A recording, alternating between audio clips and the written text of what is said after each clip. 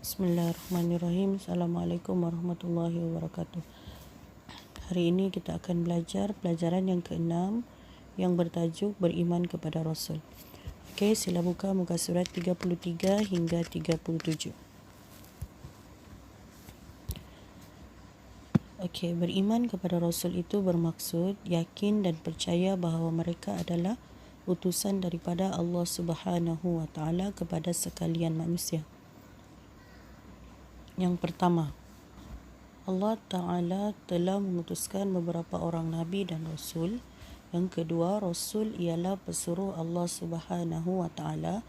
Yang ketiga, Nabi dan Rasul manusia pilihan Allah Subhanahu wa Ta'ala. Yang keempat, Nabi dan Rasul menerima wahyu daripada Allah Subhanahu wa Ta'ala. Yang keenam, tiap-tiap Rasul adalah Nabi, tetapi tidak semua Nabi itu adalah Rasul. Jadi maksudnya di sini Nabi lebih ramai daripada Rasul. Okey, yang ketujuh, semua Rasul itu terpelihara daripada dosa, yakni maksum. Okay, yang ke-8, setiap Rasul memiliki tanda-tanda kerasulannya. Yang ke-9, Rasul-Rasul juga mempunyai mukjizat-mukjizat yang tidak terdapat pada manusia biasa. Okey, ke-10, Rasul-Rasul merupakan contoh yang paling baik bagi manusia seluruhnya. Ke-11, Rasul membawa petunjuk bagi seluruh umat manusia. Ke-12, kita wajib beriman dengan Rasul dan mengikut sunnah Rasul. Okey, ucapkan dan lakukan. Okey, apa yang perlu kita ucapkan? Okey, sebaiknya ucapkan setiap hari ialah La ilaha illallah Muhammadur Rasulullah. Okay, artinya tiada Tuhan selain Allah dan Nabi Muhammad adalah utusan Allah. Okay, muka surat 35. Okay, pengertian Nabi dan Rasul.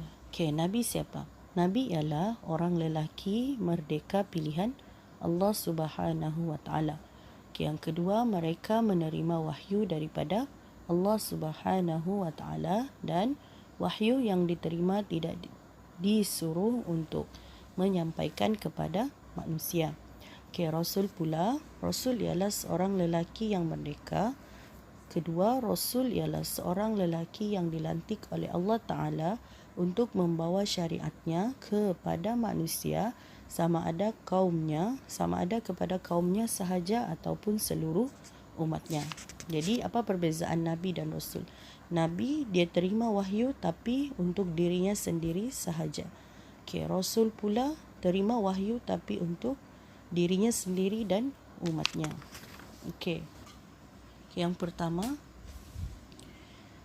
pertama, saya beriman kepada Allah Subhanahu wa Ta'ala. Yang kedua, saya akan amalkan ajaran Rasulullah sallallahu alaihi wasallam. Yang ketiga, saya akan mencontohi akhlak Rasulullah sallallahu alaihi wasallam.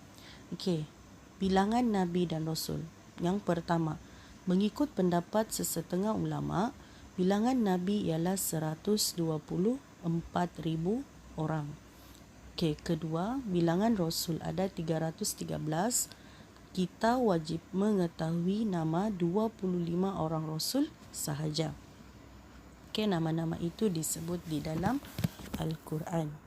Okey, Rasul yang wajib diketahui adalah yang pertama, Nabi Adam alaihi salam, Nabi Idris alaihi salam, Nabi Nuh alaihi salam, Nabi Hud alaihi salam, Nabi Saleh alaihi salam, Nabi Ibrahim alaihi salam, Nabi Lut alaihi salam, Nabi Ismail alaihi salam, Nabi Ishaq alaihi salam, Nabi Yaqub alaihi salam, Nabi Yusuf alaihi salam, Nabi Ayyub alaihi salam, Nabi Shu'aib alaihi salam, Nabi Musa alaihi salam, Nabi Harun alaihi salam, Nabi Daud alaihi salam, Nabi Zulkifli alaihi salam, Nabi Yunus alaihi salam, Nabi Zakaria alaihi salam, Nabi Ilyasa alaihi salam, Nabi Sulaiman alaihi salam, Nabi Yahya alaihi salam, Nabi Ilyas alaihi salam, Nabi Isa alaihi salam dan Nabi Muhammad